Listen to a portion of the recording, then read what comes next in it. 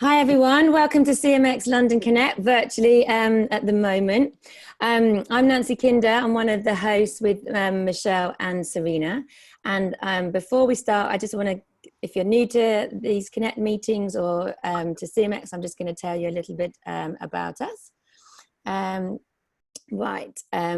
one of three ladies. Serena supports the Alzheimer's Society. Sadly, she can't be with us.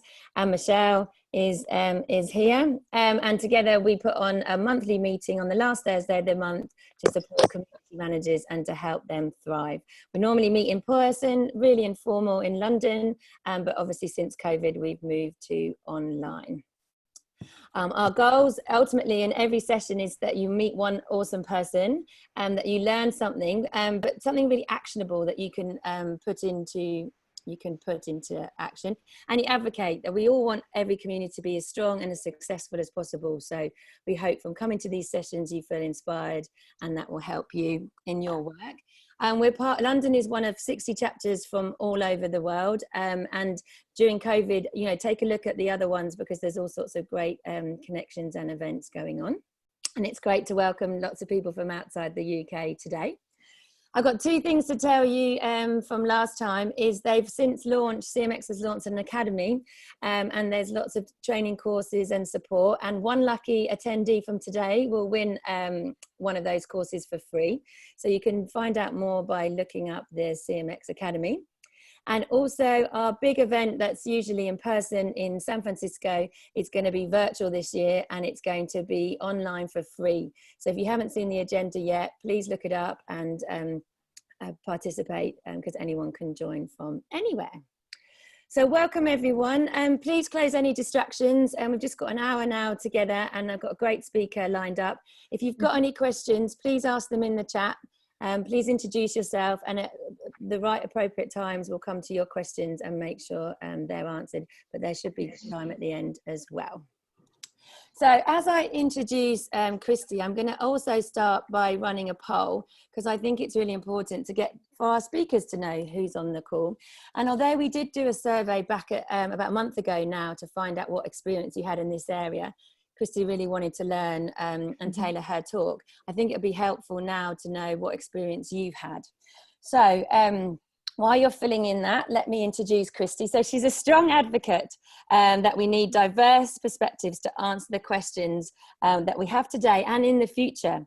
And I've had lots of conversations with Kristy in preparing for this event, and I'm so inspired and motivated by her journey. I really hope that translates to you all, because I, for one, can definitely do more in this area. I know I try, but it's having those steps and things that are easy to actionable that make the actions and make us help change diverse and inclusive communities. So I'm going to end the poll and I'm going to share the results. And while I'm doing that, I'm going to hand over to Kristy to share her slides. Perfect. So you can all see them now. So have you ever participated in a women's network or an employee resource group event? 38% of you said yes, but the larger majority, 56, is no. And is there any women's network or employee resources groups currently in your organisation? Exactly split, 50-50. So that's helpful, Kristy, isn't it, to hear who's on the call? That's very helpful. Yes. Yeah. Apologies, I've just moved you all down to my second screen down here, so I'm looking down for a little bit. Brilliant. Over to you then. Yeah. Thank you everyone for doing that.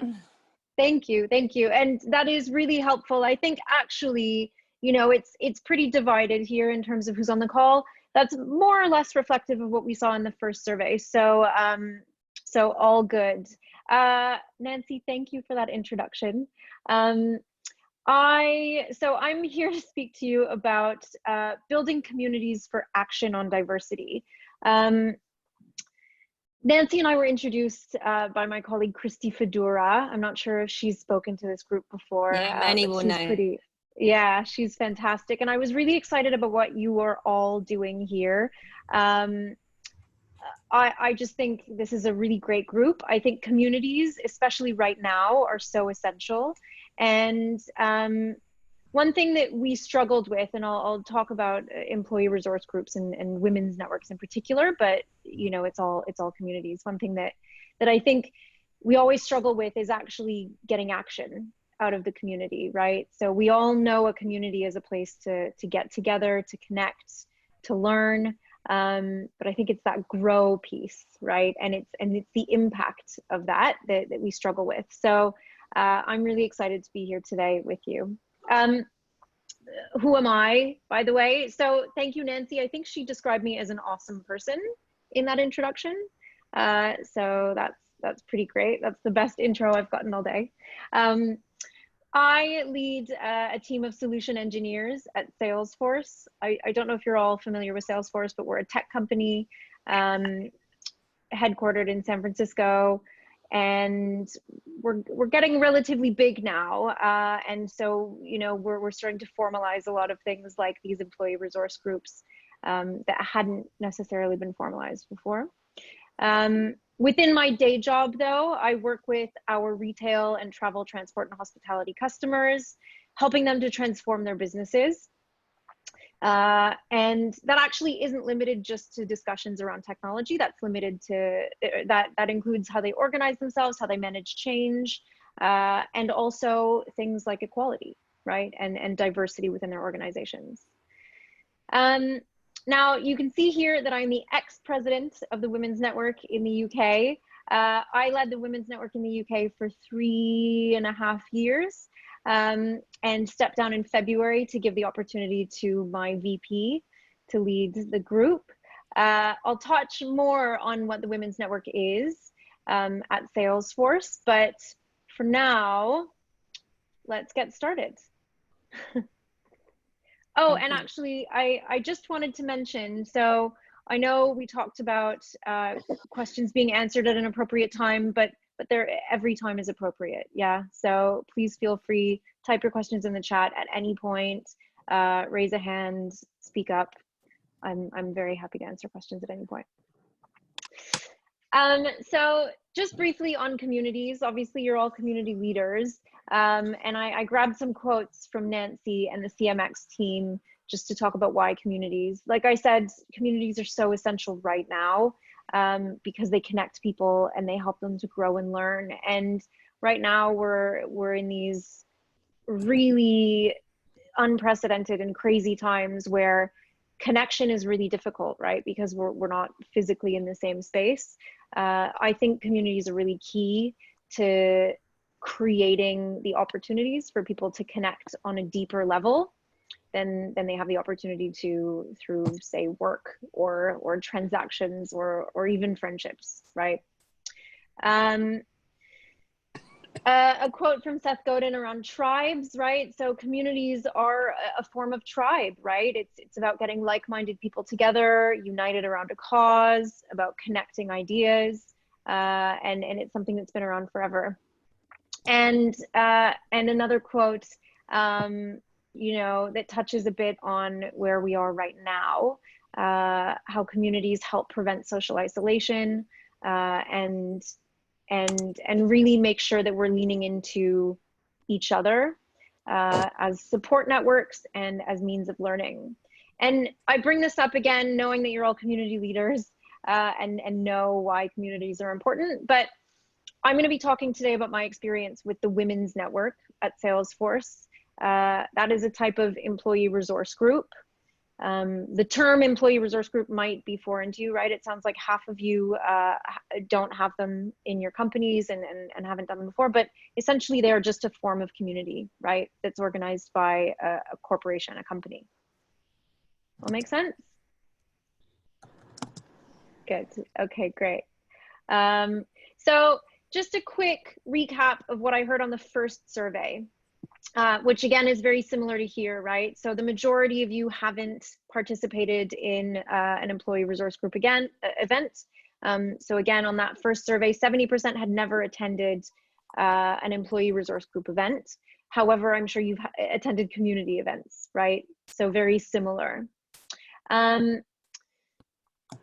Those who did attend said they really loved hearing from other people's journeys, the experience. And one thing that they really got from that was the freedom to discuss sensitive topics. So another way to say it's a safe space. One of our commenters mentioned that within their organization, there's a focus on EDI, but actually it's very task-based, right? And a lot of that is coming from the top down and not necessarily being generated by the people who it will impact. There's not a lot of listening to employees happening, and that's really quite difficult, right? This was my favorite one, right? Because I think that for most people who've been involved in communities, employee resource groups, or specifically women's networks, it's that feeling that it feels good, you want to be there, you know there's a reason behind it, but actually it's very hard to drive action from it, right? And even yourself, with the really great intention, you show up, you speak up, you want to learn, you want to do, but you just don't necessarily know what to do, right? That I think is the biggest challenge. And that's what I'm going to touch on a bit today. Some other really interesting comments. So one comment about, there isn't a women's network at that company because actually there are less than 10% women in the company. We're going to talk a little bit about being an ally. This term I think is very much in the public forum right now because of what's happening with Black Lives Matter, because of all of that attention. And I actually think that in an employee, in a community of less than 10% women, it's actually even more important to have employee resource groups focused on women and gender equality. Because actually those 90% of men needs the education around being a great ally and the importance of the diversity of that workforce.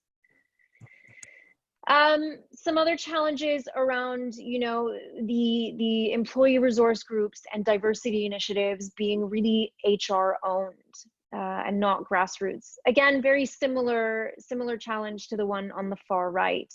I think a lot of times we can get bogged down in the rightness of diversity as opposed to understanding the practical and tactical benefits that it has for a company.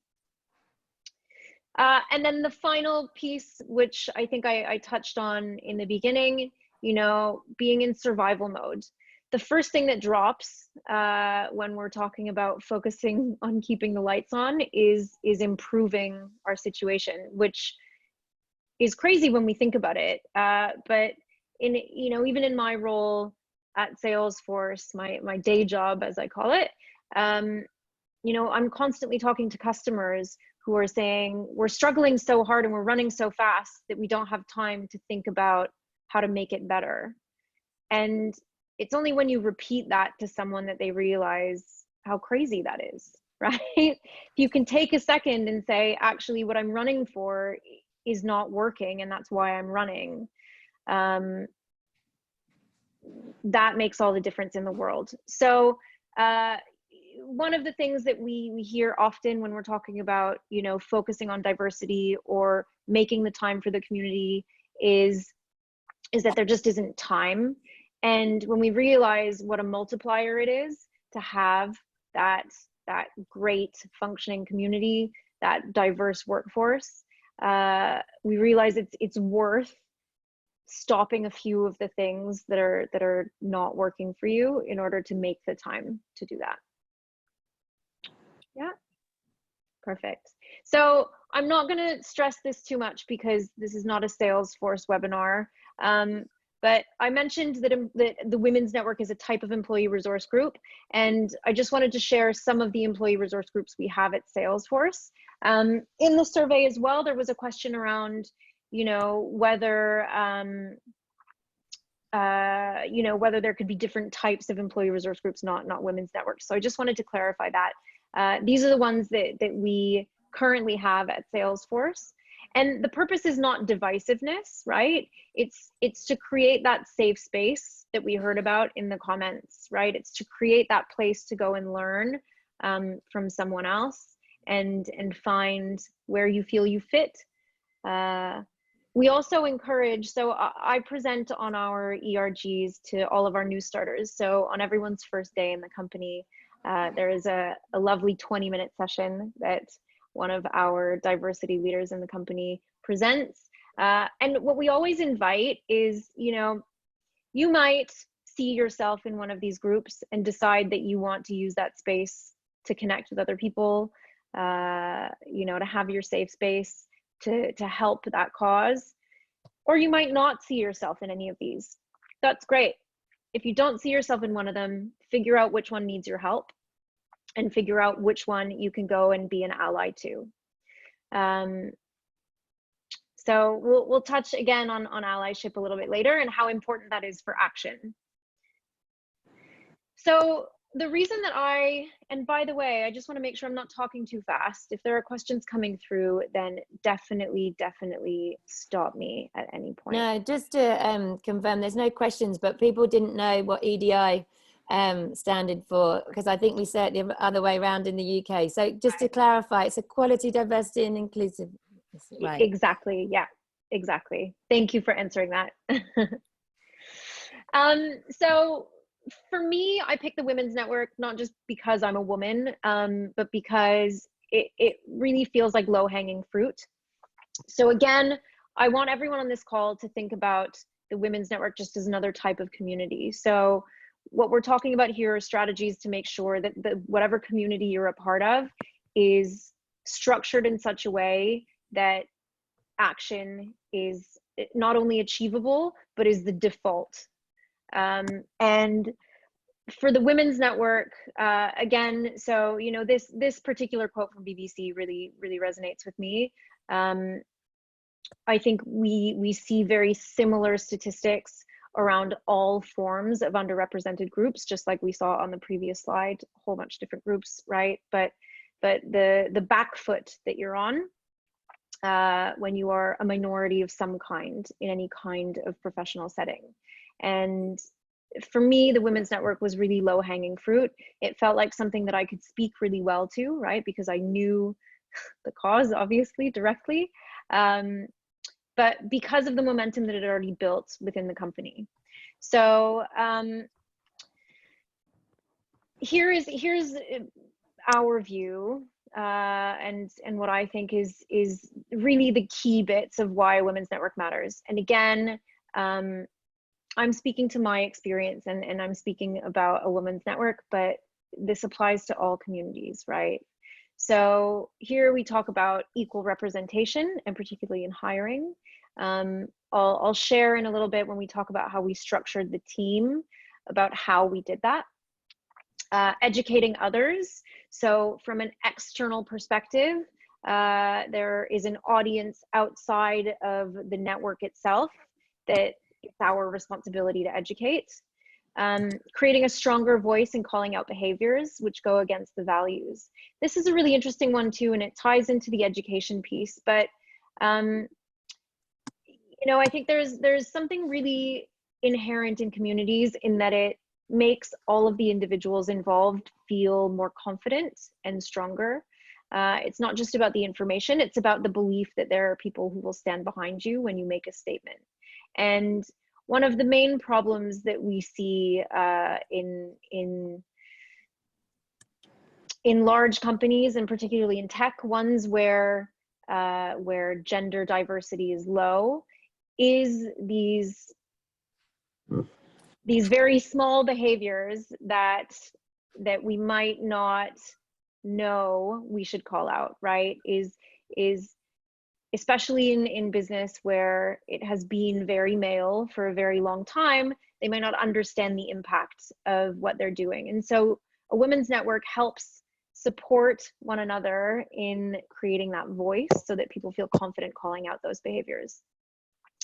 And then finally, it's about changing the narrative. And I mentioned this before, again, businesses often focus on why equality is a nice to have.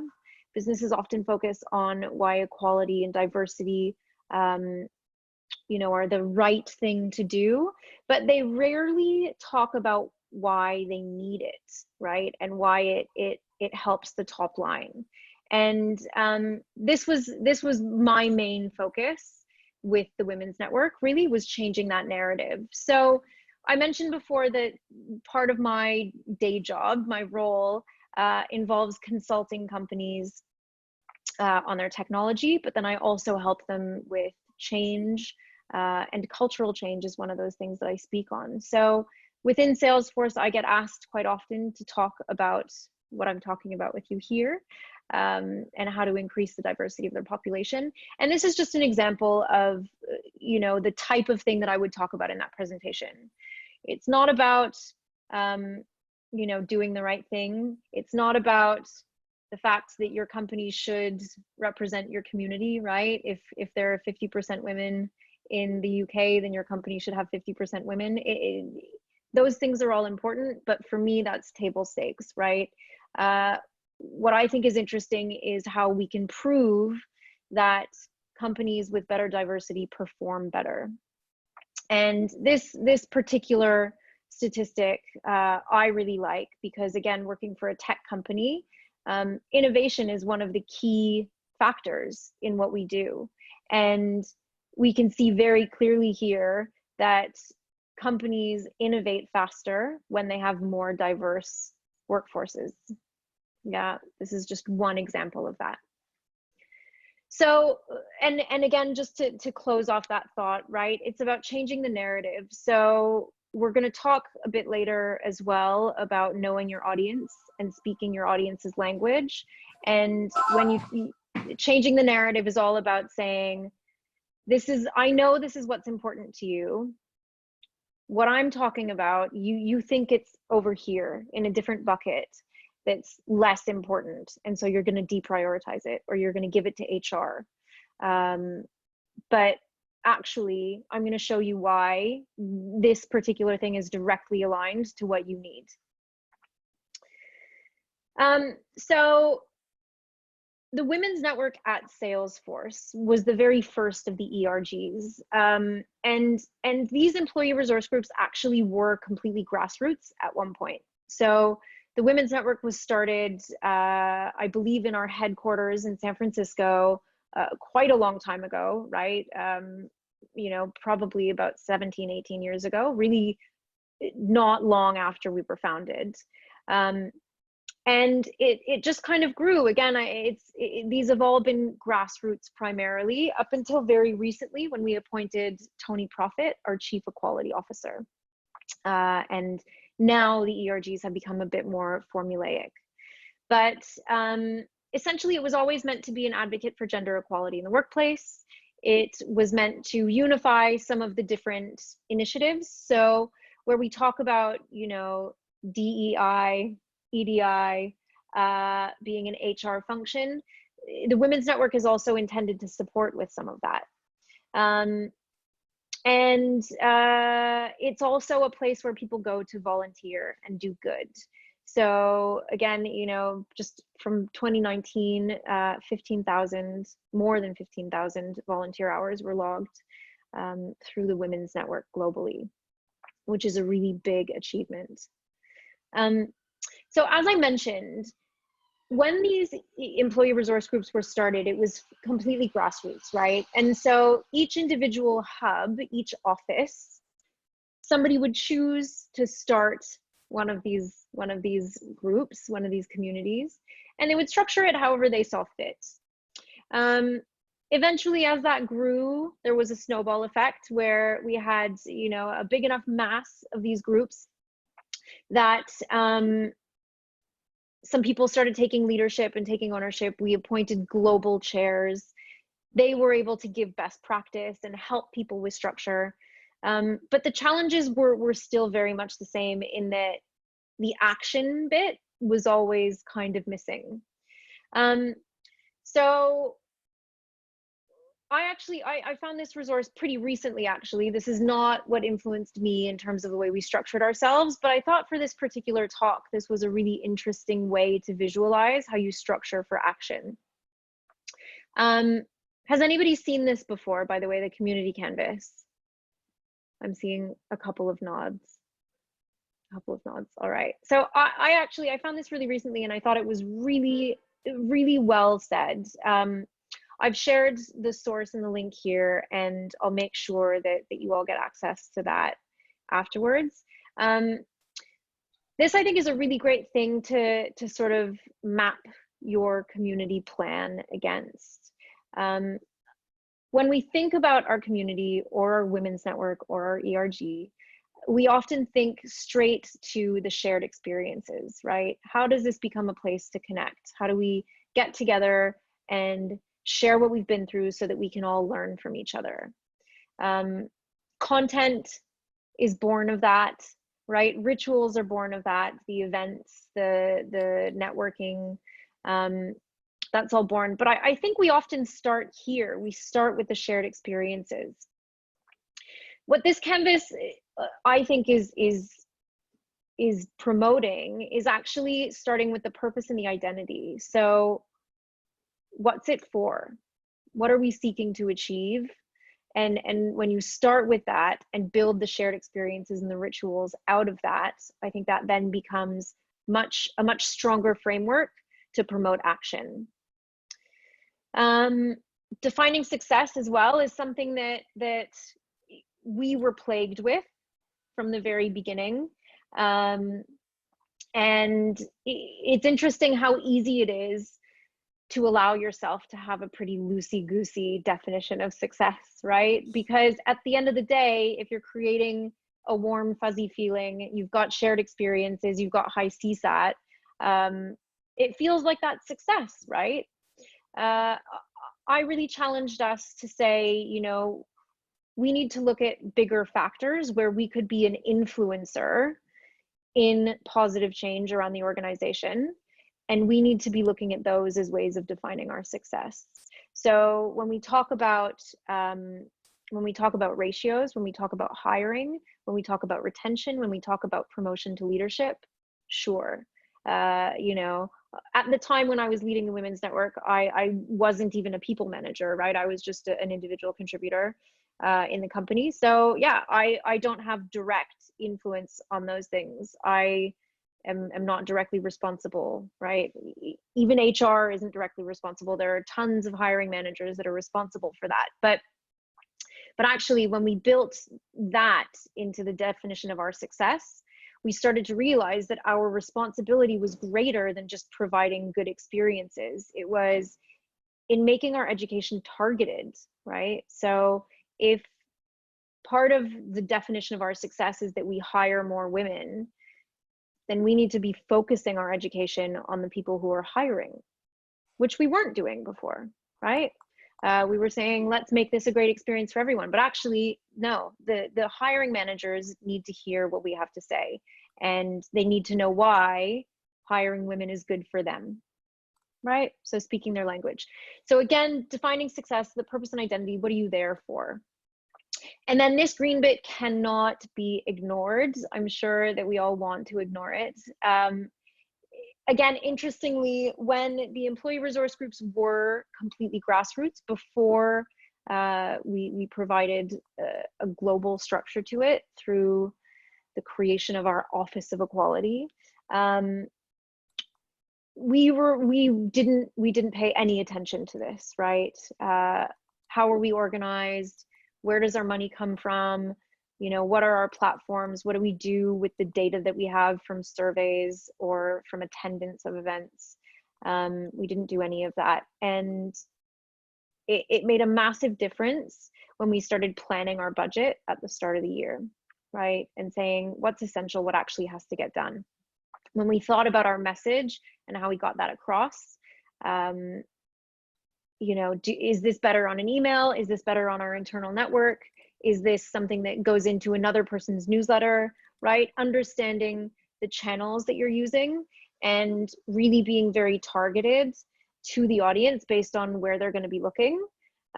Sometimes they're not looking directly at you, right? Sometimes your audience is somewhere else. So how do you leverage the channels and the platforms that you have access to reach someone who might not be directly listening to you yet? Yeah. So just to go into how we ended up structuring ourselves then.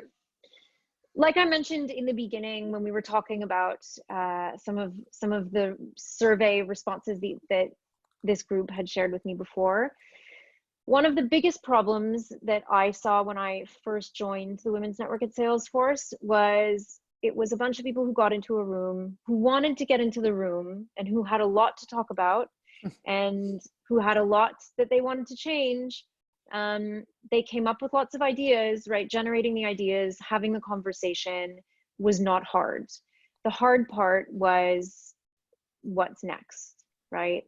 And there were so many great ideas in those early days when I joined that went nowhere, because someone would come up with an idea and they'd say, let's organize a networking drinks with this other company, right? This partner company of ours. We said, great, that's a great idea. So where is it going to be held? Who's going to fund it? Who should come? What should we talk about? Right? And even though someone came up with the idea, it very quickly became daunting, this thought of planning this whole thing, right? I also heard from you the fact that, everybody's kind of on fire right now, and they always are, if we're honest with each other.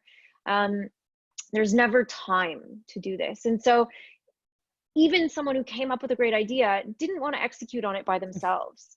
But then everybody else had all these other ideas, and they didn't want to execute on somebody else's idea because they wanted their idea to go. And right, I'm sure we're all very familiar with this picture. Even when you show up just because you want to support, it's very hard to go head first into somebody else's idea unless you have a structure for ownership and a structure for accountability. So one of the first things that I changed actually was that everybody within the leadership team of this community had a specific role, right? We saw that on the canvas. And these were some of the key roles that we had, right? So when we think about that networking drinks with a partner of ours, the events person was in charge of doing the events logistics, the invites, making sure that we know who's doing what. Philanthropy is in charge of making sure that there's a philanthropic angle to everything that we're doing, that we're partnering with the right charities, that we're talking about the right messages, and that really at the end of the day, we're here to do good. Policy and behaviors, perhaps in this particular instance, didn't get super involved, but policy and behaviors is all about being a conduit between senior leadership, HR, and the people.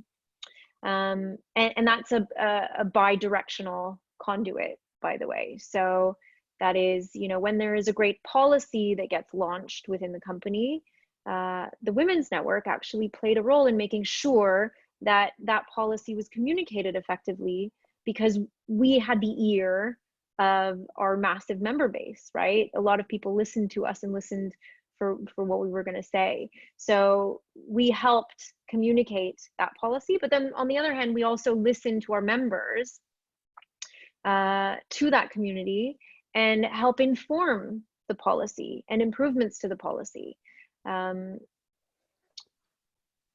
Yeah, so that takes two lenses.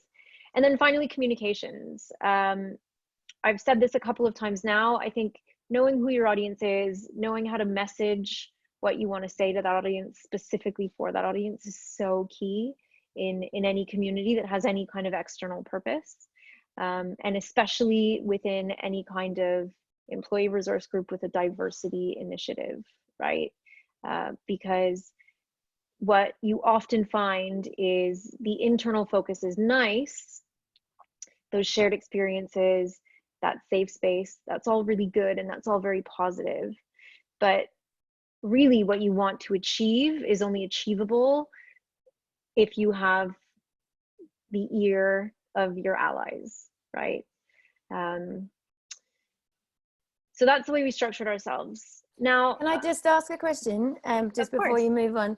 How did you decide that ownership, and how did you secure the volunteers to support you in that? Because we were just discussing on the chat, with volunteers it's hard, like so how did you help make that happen? Very hard. And actually that's an excellent question, because this didn't happen overnight, right? So I think it probably took about a year between the introduction of these different pillars and actually seeing us taking action systematically, right? And being a what I used to call us a well-oiled machine. But it took about a year between the introduction of these, right? Because people know what their responsibility is. And by the way, you know, when I describe this, I think it's all that the introduction of these pillars did was make it easier for people to understand what role they play in the outcome, right? So somebody says they're like, let's do this event. You know, if you are communications, you already know that your job is going to be messaging that properly for the audience we want. You already know if your events that you're doing the logistics, right? So it made it easier, as opposed to the conversations where someone throws something out and everybody's like, well, who wants to do what? And then nobody puts their hand up. So so putting these in place, all it did really was get rid of the blocker of who does what, right? The second layer to that is, if you've signed up to do events, or if you've signed up to do philanthropy, you've done that because that's where you have a particular interest. So already we're leaning more into, I'm going to want to do the work because I've picked the work that I'm going to do. Yeah. The reason I say it took about a year is that actually the thing that made the most drastic change to the amount of accountability that we had in the team was the introduction of an application process. So, and by the way, I'm going to share with this group, I got scrutinized all the time for having an employee resource group that was notoriously exclusive. Yeah. And I think a lot of the exclusivity is what drove a lot of our success. And I'll share, because I think you need to be strategically exclusive. So part of the problem in these groups is that it's, you know, you turn up on a voluntary basis, you want to do good, but it's always going to fall behind everything else. When we introduced an application process, we made sure that people were really considering A, the time investment that they would have to make, B, the why behind what they were doing, right? So we asked questions like, what do you bring to this role? But we also asked questions like, what do you want to get out of it? And leading that team, it was my responsibility to make sure that people got out of it what they were seeking, right? I also encourage the team to find a selfish reason. It's icky and nobody wants to talk about it, but find your selfish reason. Tell me, tell whoever you trust, but let's exploit that, right? Do you want to, so yes, at the end of the day, you are joining a community and you are, you know, going to help lead a team for the Women's Network. Are you looking to do events specifically because you want more opportunities to speak in front of an audience? If that's the case, be honest about it. And if I can give you lots of speaking opportunities, will you spend more time focused on this? Probably, right? Because that's genuinely what you wanted to get out of it. Now, obviously, you know, the purpose surpasses all of that. And if all you want is more speaking opportunities, you'll probably go on a public speaking course, or you'll do Toastmasters, or you'll do other things. You have to genuinely care about this cause. But I think there's something in having a selfish reason and being willing to communicate that, that makes this more sticky, makes people more willing to put in the legwork, because they know that they're getting something out of it more than just the good that they're doing. So going back to the application process, I think the other thing that does is it really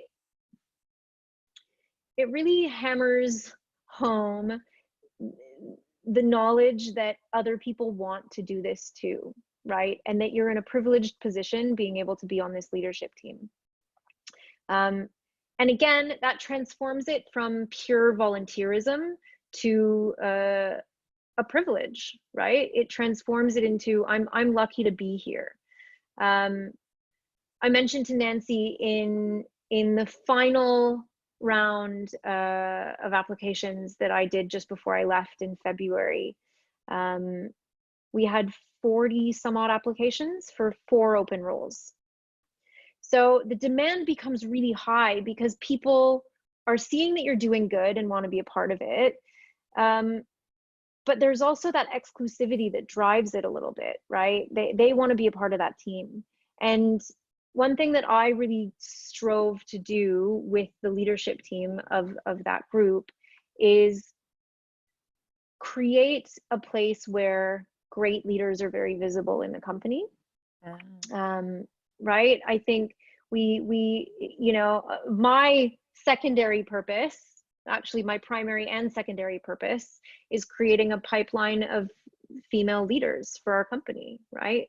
We're very good on our diversity stats at entry level, but we're not that good when you get to second line management, for example. So I made it very clear to the team that I was creating a group of leaders and people wanted to be a part of that. Can I just interrupt you again? Sorry. Yeah.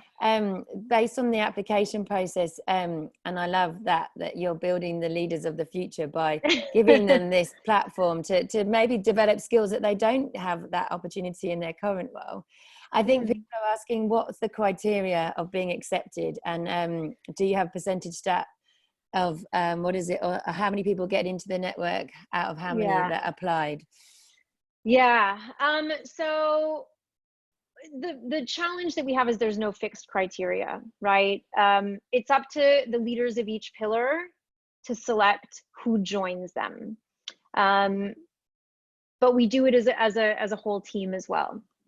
So there's no strict criteria. Really, it's about, are you bringing to the table what we think we're going to need this year? Are you filling a gap on the team? And it's about diversity. So I know, Nancy, we talked about the title of this session, and, you know, I shied away from saying creating a diverse community because I think I failed actually to create a diverse community.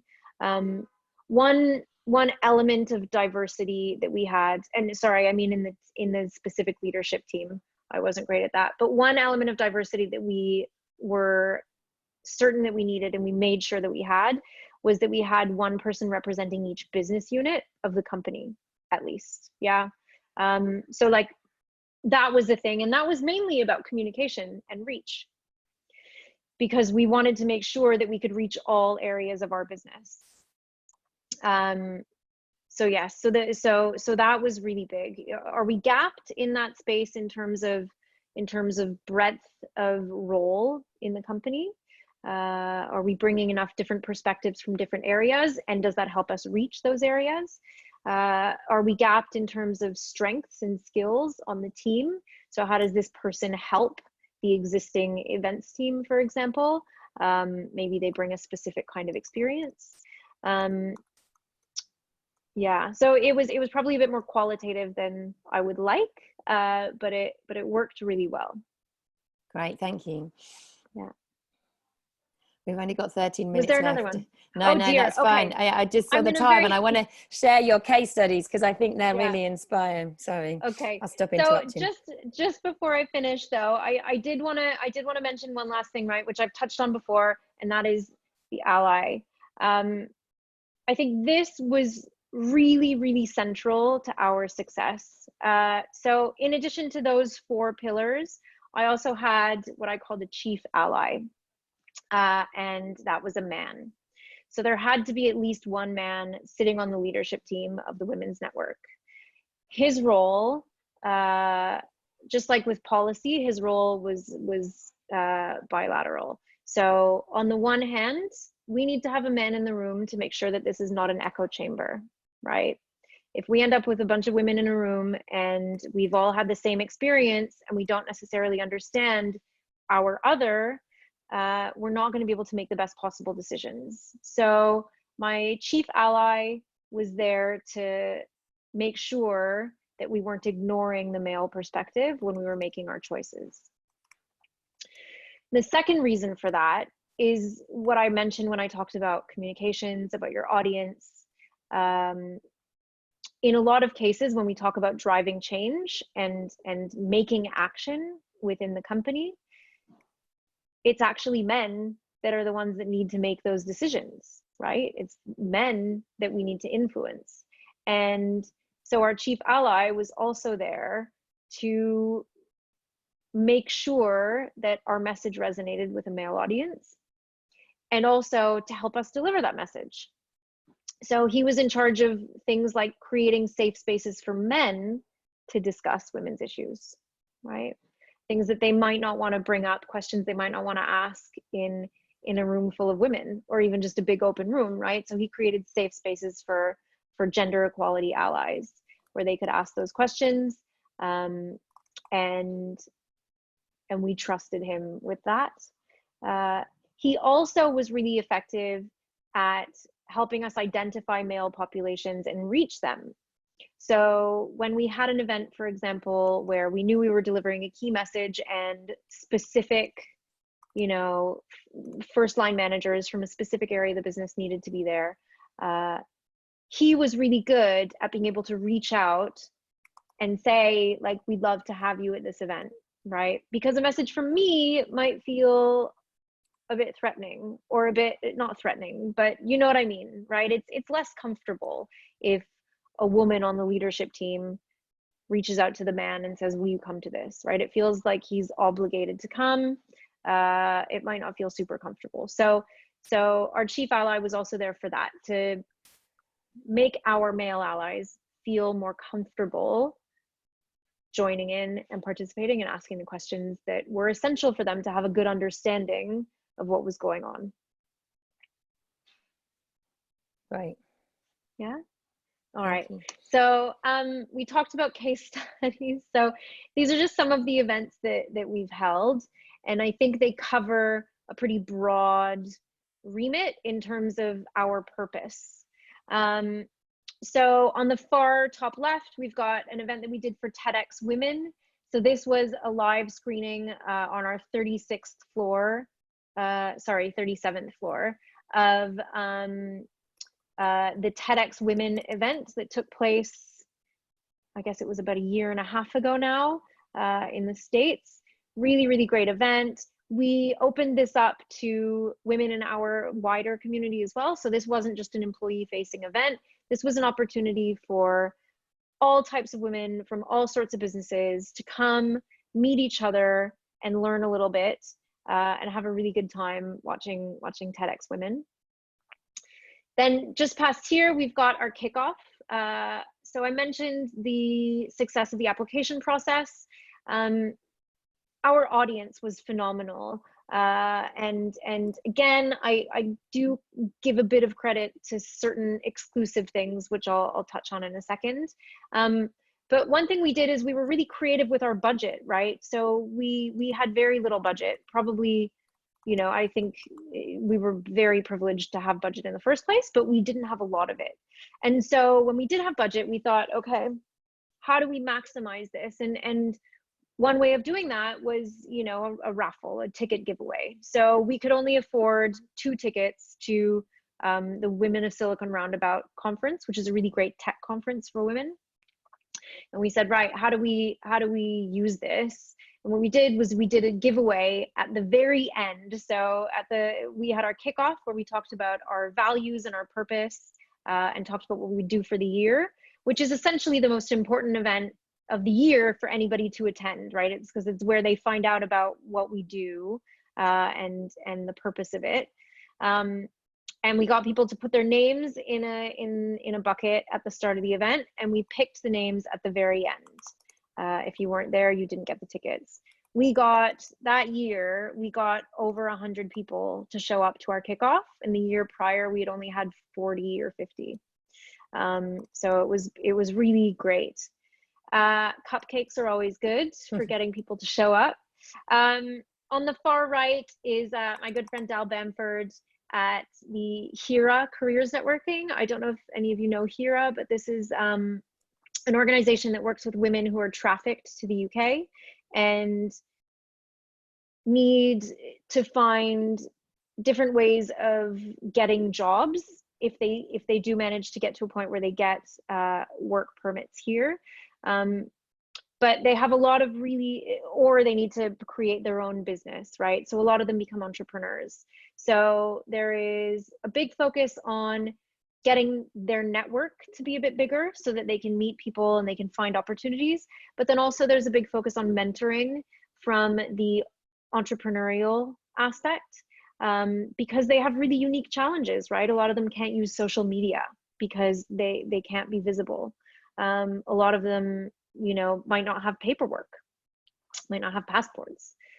So that's a really fantastic organization that we've done a lot of work with that we're really proud of. Just below it is something we did with School 21 and UAE South Bank. So we love our volunteer work with our London schools. And this particular one was really exciting. We had this great organization called Magic Me come and run a session where all of the girls participated in a workshop around names that women are called, or that we call ourselves, right? And I'm sure all of you on the call have been called honey or treacle or all of those fun things. And we talked about the impact that has when people call you things like that. And they created wearable accessories that were full of just the words that they wanted to be called, the names that they wanted to be called. It was a really empowering exercise. The picture on the bottom on the right here is actually our very first ultra exclusive event, and you can see how jam-packed it is. Okay. This is the very first time that we said, we're gonna run an event that is women only, that is closed door, and that is not broadcast. So not recorded, not streamed, you have to be in the room. We invited our most senior female leader for EMEA at the time, and she did 5 minutes on her career and her challenges, and the rest of the 55 minutes were just ask me anything questions. Love that. And yeah, and this was a very affordable event, right? But also really easy for the leaders to prepare for. And all it requires is trust, and a space, obviously. I think this is probably one of our most successful event series. We've turned this into a series. We run it every quarter now. And it really achieves that safe space and that sharing piece that is so integral to this. It also creates really close bonds for those that are in the room who are willing to speak up. I've seen so many people go up to someone at the end and say, I'm so glad you asked that question because I also suffer with that, right? And yeah. And I think, you know, sometimes exclusivity is not a bad thing. Yeah. We ran this event and we had a sign-up sheet. The second one we ran, our sign-up sheet with 40 spaces was full in less than 30 seconds. Wow.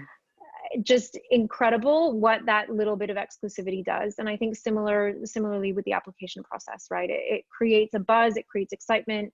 You want to be a part of it, which is the antithesis to the behaviors that we get when we say, turn up, volunteer, give your time, right?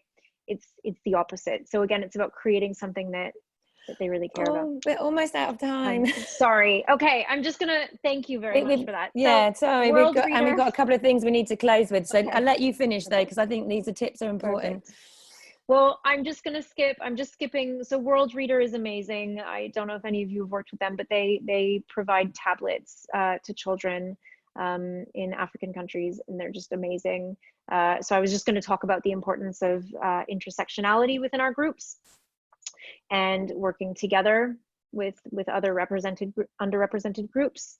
to have a greater impact, right? Because when you do that, you suddenly double your audience, and your message can be really quite impactful that way. I'm going to skip to my top 3. So these are just I think if there's anything that you take from today, it's these 3 pieces. So look at your community, or look at your ERG if you are thinking of starting one within your company, and consider all of the elements of the canvas, right? If you're not going to satisfy one element of the canvas, then be deliberate about it, right? Say, nope, we are not having a specific source of funding because we can be more effective if our funding comes from various sources, right? For example. So consider all the elements of the canvas and always ask, what's it for? So Nancy provided me with a Seth Godin quote at the very start. What's it for is my favorite thing that Seth Godin says, my favorite Sethism. What's it for? Whenever you're going to do something, what's it for? And challenge that until you're really confident that you know what it's for, because that helps you figure out what it's not for. And I think often with communities, we try to go super broad, and that can be really difficult. And then everyone has a role to play, and accountability is key. Yeah. So everybody who turns up to your meeting needs to understand what they're bringing to the table and needs to have signed up to bring that thing to the table. That's it, right? Yeah. And sorry, and have an ally. Always make sure that you have somebody who can speak to your audience's language and can help you speak that language too. Great. Okay. Sorry, Nancy. Yes, done. 1 minute for a question. No, that was amazing. I hope you've all benefited from hearing from Kristy's experience.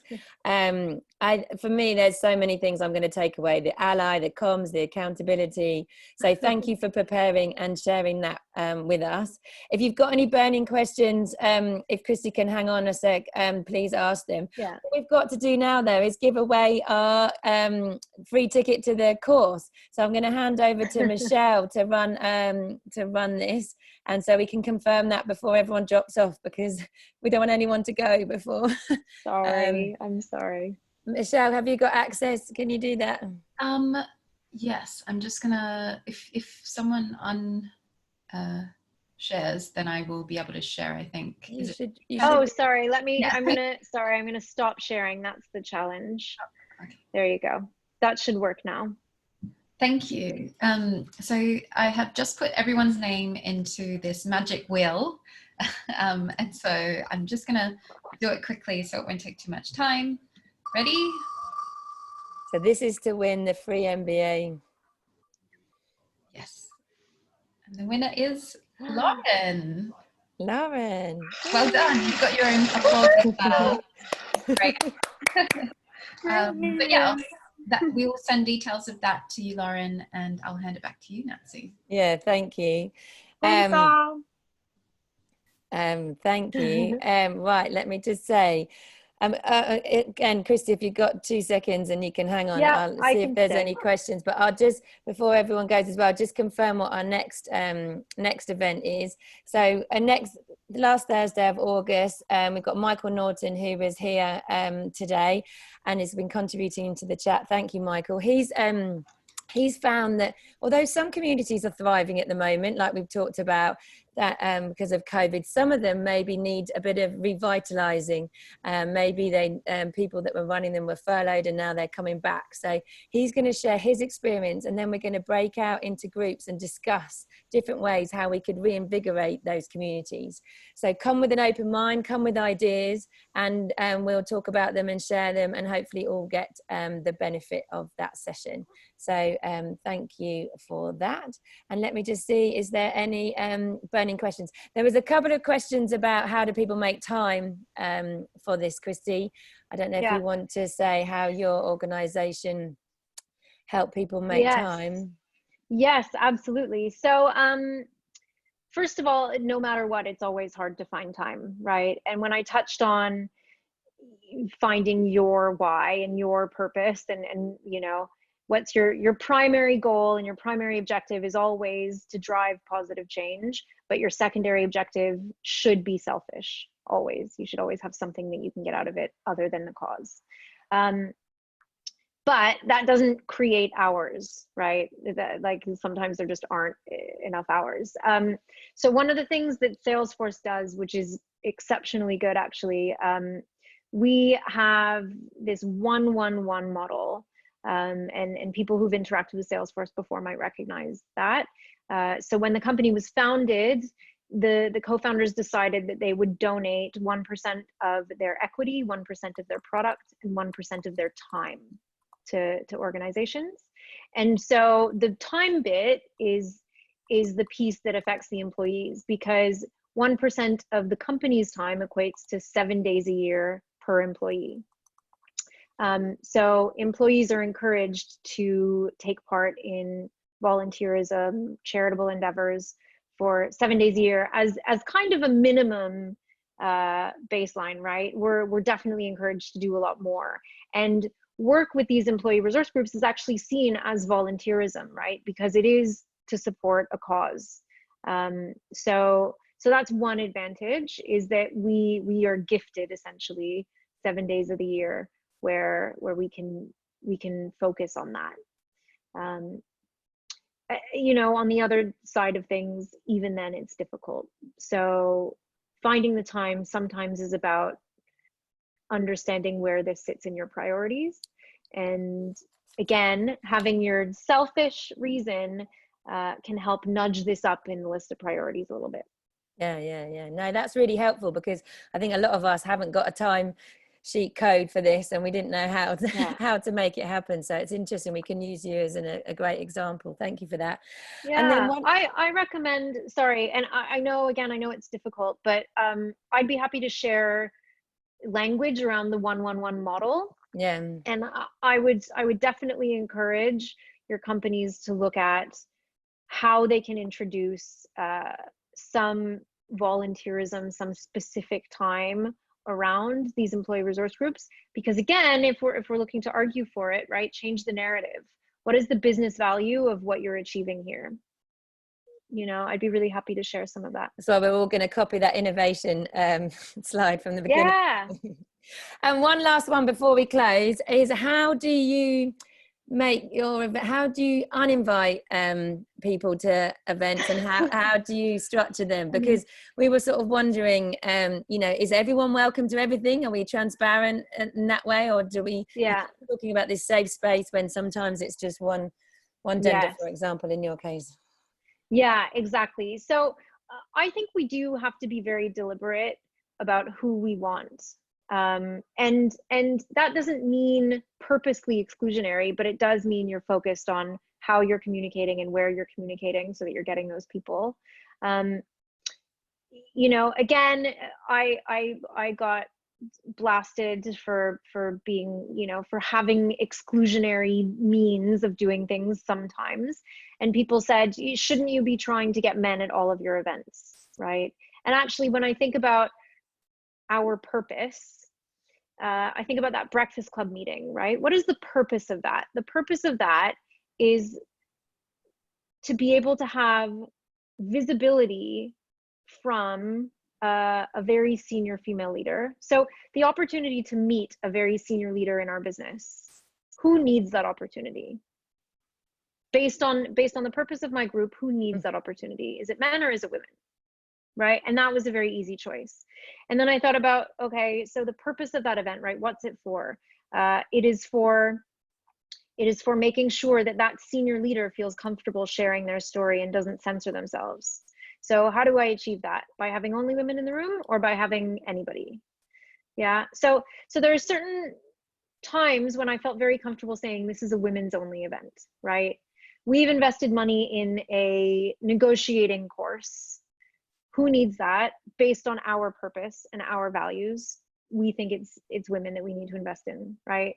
So those places were limited to women. Yeah, that makes sense. So there are times when we did that. Then there are times when we said, okay, you know, maybe we will have a better chance of getting men to attend this particular event because it sounds like something they'd like. So let's be deliberate about what we're doing in that time, because while we have them, we need to maximize that engagement. Yeah. On the flip side, I know you and I mentioned, I had to be very deliberate about where men were included, because again, with the women's network, men kind of assume that they're not invited. Way. Yeah, so we had to be very inclusive, and we adopted, I guess maybe a year and a half ago. Actually, it was when we introduced the Breakfast Club and we started saying this is women's only. We also started being very clear that all genders were welcome, right? So we tried to be very, very clear with that, for everything else. And again, there really was the one type of event, that Breakfast Club, where it was women only. So we tried to be very clear otherwise that all genders welcome. Yeah, it's not just for women.